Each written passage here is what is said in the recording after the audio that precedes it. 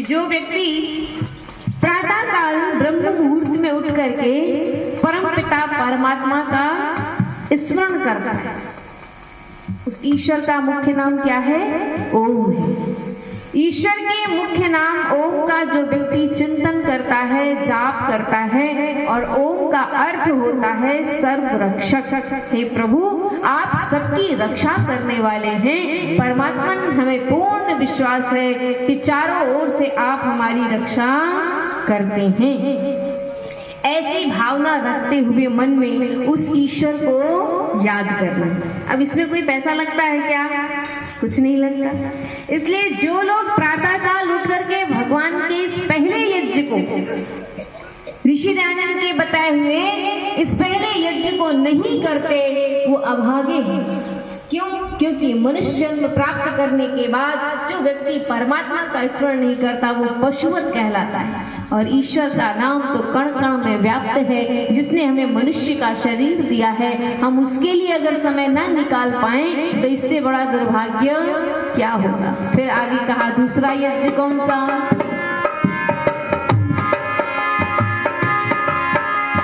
देव यज्ञ तो श्रेष्ठ कर्म कहलाता है, चींटी से हाथी तक सुख पहुंचाता है। देव यज्ञ तो श्रेष्ठ कर्म कहलाता है, चींटी से हाथी तक सुख पहुंचाता है। न गूंजे स्वाहा से आसमान, घर रहता शमशान समान। न गूंजे स्वाहा से आसमान, घर रहता शमशान समान। मान करो विद्वानों का हर समय पाप से डरना हो।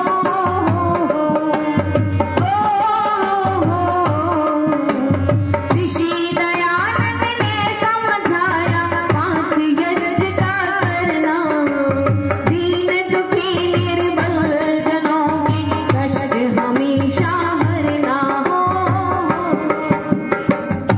दूसरा यज्ञ बताया देव यज्ञ, जो अभी आपने किया है।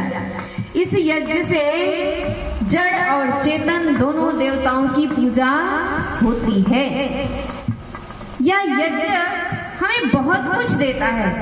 ये यज्ञ हमारा डॉक्टर है, ये वैज्ञानिक भी है। हम इसमें पुष्टिवर्धक, बलवर्धक, सुगंधिकारक पदार्थों को डाल करके इसे महान बनाते हुए हम अपने जीवन को उस ऊंचाई तक ले जाते हैं जहां पर के लिए हम इस संसार में आए हैं। और इतना ही नहीं, ये अग्नि जो है ना, ये सूर्य का पुत्र है। अग्नि क्या है? सूर्य का पुत्र है। इसमें हम जो भी आहुति डालते हैं वो सूर्य लोक तक जाती है और परमात्मा फिर पुनः 1000 गुना करके हमें वापस लौटाता है। कोई छोटा मोटा यज्ञ नहीं है। इस यज्ञ को भगवान श्री राम ने किया, भगवान श्री कृष्ण ने किया, भगवान महादेव ने किया, और अब महर्षि दयानंद के द्वारा हम घर घर इस यज्ञ की दुमदुमी बजाना चाहते हैं। सज्जनों, माताओं, बहनों, ये बहुत महान कार्य है। क्यों? क्योंकि जो बिना यज्ञ के पदार्थ खाता है, भोजन खाता है, वो पाप खाता है। हम सभी लोग प्रातः काल जल, वायु, पृथ्वी सब गंदा करते हैं ना, तो इसकी शुद्धि कैसे होगी? तो इसकी शुद्धि अगर करनी है तो केवल यज्ञ ही एक माध्यम है और कोई माध्यम नहीं है। लोग सोचते हैं हम अगर अगरबत्ती जला करके वायु शुद्ध कर लेंगे तो ये बहुत बड़े भ्रम में बैठे। अगरबत्ती से कभी वायु शुद्ध नहीं होती, क्योंकि अग्नि जो है, अग्नि में भेदक शक्ति होती है। जो भी पदार्थ हम अग्नि में डालते हैं वो सारे पदार्थ जल करके वायु में 1000 गुना पूरे ब्रह्मांड में घूमते हैं और आपको सुख देते हैं। इसलिए कवि ने कहा कि हम देव यज्ञ के माध्यम से अपने आसपास की वायु को पवित्र करें और सुखी रहें। और तीसरा यज्ञ बताया कि जीवित मां यज्ञ तीसरा मात पिता की है सेवा, बड़ों की सेवा से ही मिलती है मेवा। तीसरा यज्ञ बताया कि जीते जी माता पिता की सेवा करना। लेकिन अभी अभी 15 दिन पितृपक्ष बीते, मरने के बाद शरीर ही नहीं रह जाता तो सेवा कैसे करेंगे। ये बात अगर हमारे दिमाग में बैठ जाए तो अंधविश्वास का सफाया हो जाएगा। लोग जीते जी अपने माता पिता की सेवा नहीं करते और मरने के बाद सारे कार्य करते हैं। अच्छा आप बताओ, जब आपके पिताजी जिंदा थे तो आप एक गिलास पानी देते थे और एक साथ पी लेते थे। अब मरने के बाद मुंह तो अग्नि में जल गया, फिर पानी कैसे पिएंगे? कभी विचार करके देखो। कर्म के अनुसार आत्मा दूसरा शरीर धारण कर लेती है, तो कैसे आपकी सेवा को वो कबूल कर रहे हैं, कैसे आपकी सेवा को ले रहे हैं? कभी विचार किया है? चिंतन करो कि हम क्या कर रहे हैं। जितनी हो सके जीते जी सेवा करो, और जीते जी सेवा करने से अगर आपके पितर आपके खुश हो गए तो आपको जीवन में कभी किसी चीज की कमी नहीं रहेगी। क्यों? क्योंकि माता पिता हृदय से आशीर्वाद देते हैं। संसार में कोई ऐसा नहीं है जो माता पिता जैसा हमें आशीर्वाद दे सके। निस्वार्थ प्रेम होता है माता पिता का, बस हमें थोड़ा सा उनके प्रति आदर और सम्मान दिखाने की आवश्यकता है। आज अभागे हैं वे लोग जो अपने माता पिता को अनाथ आश्रम छोड़कर चले आते हैं। मैं गई अनाथ आश्रम, मैंने देखा, मेरा हृदय कुंठित हो गया, द्रवित हो गया। मैंने कहा अरे एक छोटे मोटे नहीं, करोड़पति घर के माँ बाप आज वहाँ पड़े हुए हैं, तो उनकी दशा क्या है? कभी देख करके आओ, जान करके आओ कि कैसी स्थिति में वे रह रहे हैं। आप चिंतन करो, जैसा बीज बोएंगे एक दिन वैसा हमें भी काटना पड़ेगा। इसलिए जीते जी सेवा का भाव मन में रखिए, तब आप वास्तव में ईश्वर की नजर में श्रेष्ठ मानव कहलाएंगे। इसलिए कवि ने कहा, यज्ञ तीसरा मात पिता की है सेवा, बड़ों की सेवा से ही मिलती है मेवा।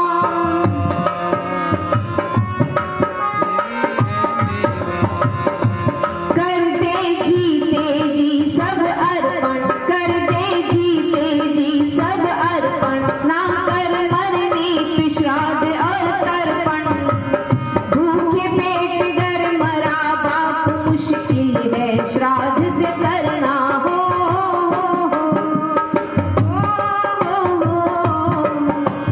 ऋषि दयानंद ने समझाया 5 यज्ञ का करना, दीन दुखी निर्बल जनों के कष्ट हमेशा भरना।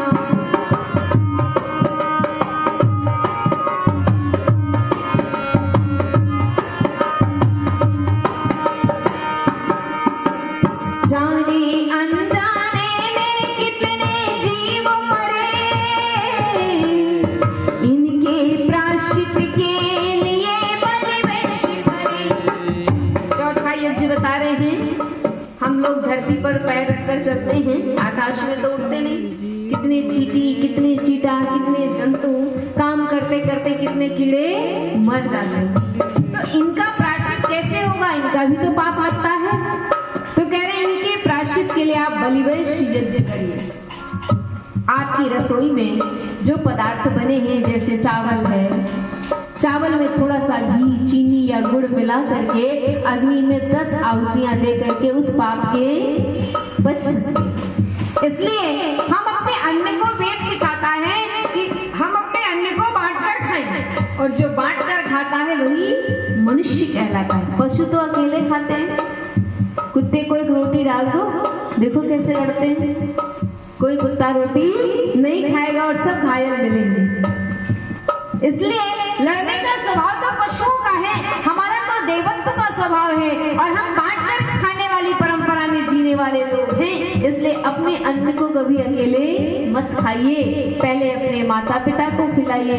भगवान से प्रार्थना कीजिए, प्रभु मैं भोजन बना रही हूँ, कोई भूखा प्यासा आसपास हो तो दरवाजे भेज दीजिए, अपने अन्न का भाग उसको दीजिए। और उसके बाद घर में नन्हे मुन्ने बच्चे होते हैं, उनको खिलाइए और फिर खाइए। देखिए आपके अन्न में नहीं, आपके धन में, आपकी आत्मा में, आपके मन में बड़ी ताकत आ जाएगी, और उस ताकत से आप संसार के सारे कार्य कर सकते हैं। इसलिए बांट कर जो खाता है वही इंसान कहलाता है। तो कवि ने कहा, जाने अनजाने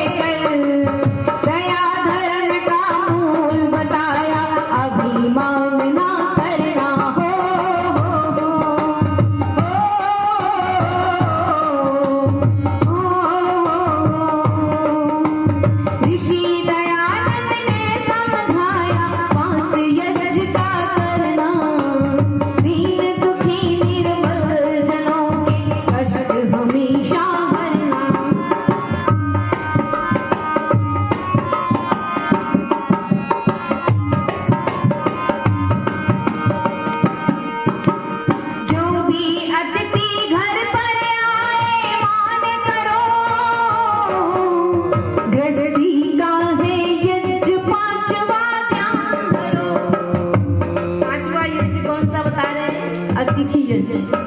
वेद का बड़ा प्यारा मंत्र कहता है विद्वान सो अतिथि। जो व्यक्ति, लोग कहते हैं ना बिना तिथि के जो आ जाए वो अतिथि। अच्छा, बिना तिथि के तो आतंकवादी भी आता है, चोर भी आता है, पता क्या आता है, क्या तो अतिथि मानेंगे ना। विद्वान सो अतिथि कह रहे जो ज्ञानी है, मुनि है, विद्वान है, तपस्वी है, साधु है, संत है, अगर ये दरवाजे पर आ जाएं तो परमात्मा ने जो आपको दिया है वस्त्र, अन्न, जल, धन, उनसे उनकी सेवा करके उनके पास जो ज्ञान है उनको ले करके उन्हें तृप्त करना, ये असली अतिथि सेवा है। इसलिए सज्जनों, अतिथि घर पर जो भी आए मान करो, गृहस्थी का है यज्ञ पांचवा ध्यान धरो, करना इन्हें यथाशक्ति से, मत होना विचलित भक्ति से, करना इन्हें यथाशक्ति से, मत होना विचलित भक्ति से, करना अच्छे काम तुम मानो पछताएगा परिणाम।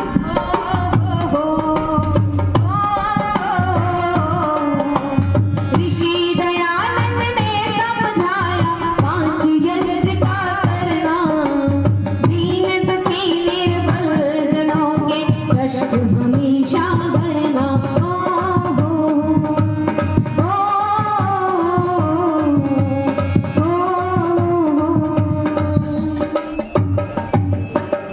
इसलिए हम इन 5 यज्ञों को करके अपने मानव जीवन के दायित्वों को पूरा कर सकते हैं, जिसके लिए हमें धरती पर जन्म मिला है।